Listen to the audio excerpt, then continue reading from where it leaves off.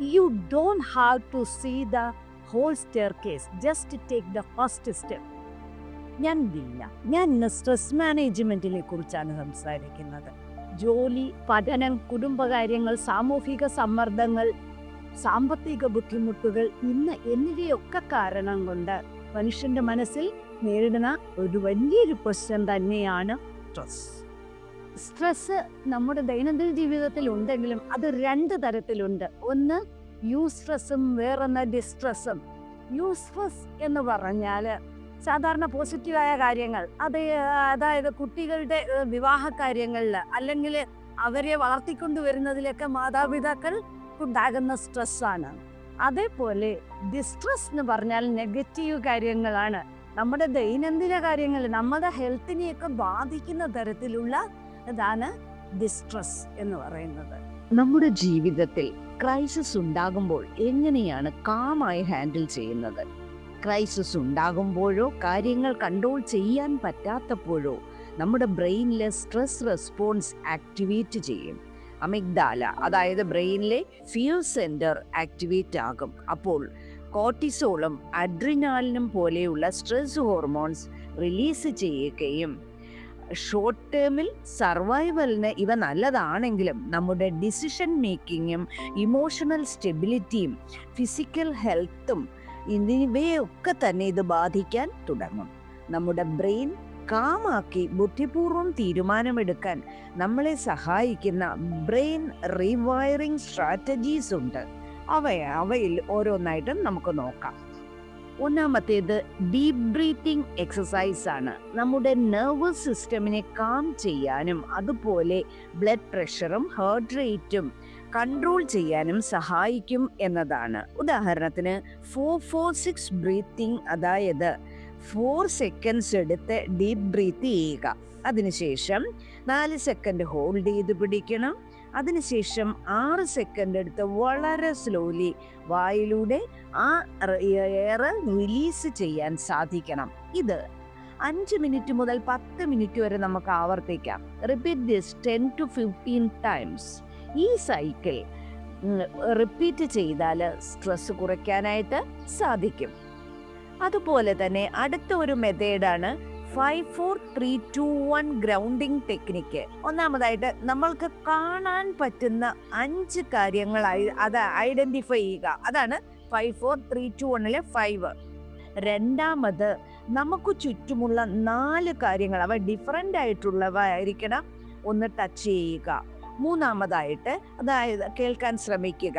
നാലാമത്തേത് ഡിഫറൻ്റ് ആയിട്ടുള്ള 2 മണം, അത് സെൻസ് ചെയ്യുക, സ്മെല് ചെയ്യുക. ലാസ്റ്റ് നമ്മൾ എന്തെങ്കിലും ഡിഫറൻ്റായി ടേസ്റ്റ് ചെയ്യാൻ ശ്രമിക്കുക എന്നതാണ്. ഇത്തരം കാര്യങ്ങൾ ചെയ്യുന്നതിലൂടെ നമ്മുടെ മൈൻഡ് ഒന്ന് ഡിസ്ട്രാക്റ്റ് ആകാനും പാനിക്കായിട്ടിരിക്കുന്ന അവസ്ഥയിൽ നിന്ന് മാറി പ്രസന്റ് മൊമെന്റിലേക്ക് അറ്റൻഷൻ കൊണ്ടുവരാനും നമ്മളെ സഹായിക്കും എന്നതാണ്. അടുത്തതായിട്ട് positive internal dialogue, reframing your mindset. Instead of ഞാനിത് ഹാൻഡിൽ ചെയ്യാൻ കഴിയില്ല, ഞാൻ തീരെ കൊള്ളില്ല, ഞാൻ കേപ്പബിൾ അല്ല എന്നൊക്കെ പറയുന്നതിന് പകരം ഞാൻ ഇതിലൂടെ കടന്നു പോകും എന്നതാണ്. അതുപോലെ എല്ലാം കുഴപ്പമാണ്, ഇത് ടഫാണ് എന്നതിനൊക്കെ പകരം ഞാനിത് അതിജീവിക്കും, ഞാനിത് ശരിയാക്കും എന്ന പോസിറ്റീവ് തോട്ട്സ് കൊണ്ടുവരിക എന്നതാണ്. നമ്മൾ ഒരുപാട് കാര്യങ്ങൾ ചിന്തിക്കുന്നതിനും ഫോക്കസ് ചെയ്യുന്നതിനും പകരം നമ്മുടെ ശ്രദ്ധ ഒരു പോയിന്റിലേക്ക്, നമ്മൾ ചെയ്യുന്ന കാര്യങ്ങളിലേക്ക് ശ്രദ്ധ കൊണ്ടുവരിക എന്നുള്ളതാണ്. അതാണ് അടുത്തത്. Seek support, the power of connection. നമുക്ക് ഏറ്റവും ഇഷ്ടപ്പെട്ട ട്രസ്റ്റുള്ള ഒരു ഫ്രണ്ട് അല്ലെങ്കിൽ ഫാമിലി മെമ്പർ, അവരോട് സംസാരിക്കുക എന്നതാണ്. അതുമല്ലെങ്കിൽ ഒരു പ്രൊഫഷണൽ ഹെൽപ്പ് കൺസിഡർ ചെയ്യുക എന്നതാണ്. ഇമോഷണലി സേഫായ ആളുകളുമായി സമയം ചിലവഴിക്കുമ്പോൾ അത് നിങ്ങൾക്ക് അതിനു വേണ്ടിയുള്ള ഒരു സപ്പോർട്ട് ലഭിക്കുന്നുണ്ട്. അടുത്തത് visualisation using the mind to reduce stress. ഇതിങ്ങനെയാണ് വേണ്ടത്. Close your eyes, imagine a calm place. Calm place എന്നത് ഫോറസ്റ്റ് ആകാം, ബീച്ച് ആകാം. നമ്മൾ അവിടെയാണെന്ന് സങ്കല്പിച്ച് നമ്മുടെ സെൻസ് ആക്ടിവേറ്റ് ചെയ്യാനായിട്ട് ശ്രമിക്കണം. അതായത് അവിടെയുള്ള സൗണ്ട്, സ്മെല്ല്, കാറ്റ്, ലൈറ്റ് ഇതെല്ലാം ഫീൽ ചെയ്യാൻ ശ്രമിക്കണം. ഈ ഒരു ക്രൈസിസ് വളരെ സ്ലോ ആയിട്ട് ഞാൻ എങ്ങനെയാണ് ഹാൻഡിൽ ചെയ്യാൻ പോകുന്നത് എന്ന് വിഷ്വലൈസ് ചെയ്യാണ് വേണ്ടത്. ഇതിൽ നമ്മൾ റിയാക്ട് ചെയ്യാതെ വളരെ റാഷണലായിട്ട് ഇങ്ങനെ ഒരു സിറ്റുവേഷൻ ഹാൻഡിൽ ചെയ്യാമെന്ന് നമുക്കങ്ങനെ മനസ്സിലാക്കാനായിട്ട് സാധിക്കും. അടുത്തത് മൈൻഡ്ഫുൾ മെഡിറ്റേഷൻ ആണ്. അതായത് നമ്മുടെ ഇമോഷൻസിനെ ഒന്ന് റെഗുലേറ്റ് ചെയ്യാൻ, നമ്മുടെ നമ്മളൊക്കെ മൈൻഡ്ഫുള്ളായിട്ടിരിക്കാനും സ്ട്രെസ് കുറയ്ക്കാനും സഹായിക്കും. അതിന് നമുക്ക് ചെയ്യാൻ സാധിക്കുന്നത് ഫോക്കസ് ഓൺ യുവർ ബ്രെത്ത്. അതുപോലെ തന്നെ നമ്മൾ മിക്കവാറും നമ്മളോട് തന്നെ നമ്മൾ ഓരോന്ന് ചിന്തിച്ചിട്ട് നമ്മൾ ചിന്തിക്കുന്ന കാര്യങ്ങൾ നമ്മളെ തന്നെ കുറ്റപ്പെടുത്തും, നമ്മളെ തന്നെ ജഡ്ജ് ചെയ്യും, നമ്മളോട് ക്രൂരമായി പെരുമാറും. അതിനു പകരം observe your thoughts without judging dum, let go of worries.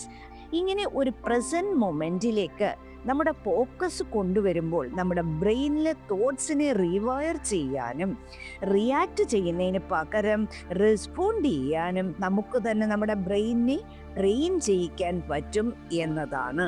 അടുത്തതായിട്ട് ഫിസിക്കൽ മൂവ്മെന്റ്സ്. നമ്മളെ തന്നെ ഒന്ന് ഉഷാറാക്കി എടുക്കാനായി നല്ലൊരു നടത്തം, നമ്മളെ തന്നെ ഒന്ന് സ്ട്രെച്ച് ചെയ്യിക്കുക, അതുപോലെ എയറോബിക്സ് എക്സസൈസ്, ജമ്പിങ് ജാക്സ്, അല്ലെങ്കിൽ ഇരിക്കുന്നിടത്ത് നിന്നൊന്ന് മൂവ് ചെയ്യുക, സ്റ്റെപ്സ് ഉപയോഗിക്കുക. ഇവയൊക്കെ നമ്മളെ ഇൻസ്റ്റൻ്റ്ലി കാമാക്കാനായിട്ട് സഹായിക്കും എന്നതാണ്. സ്ട്രെസ് മനുഷ്യ ജീവിതത്തിൻ്റെ ഭാഗമാണെങ്കിൽ നമ്മളതിന് അടിമയാകേണ്ടതില്ല. ശരിയായ മനോഭാവവും ആരോഗ്യകരമായ ജീവിതശൈലിയും നമ്മൾ പിന്തുടർന്നാൽ സ്ട്രെസ്സിനെ ഫലപ്രദമായി നമുക്ക് നിയന്ത്രിക്കാനാവും. എല്ലാവർക്കും നന്മയുണ്ടാകട്ടെ. Thank you very much.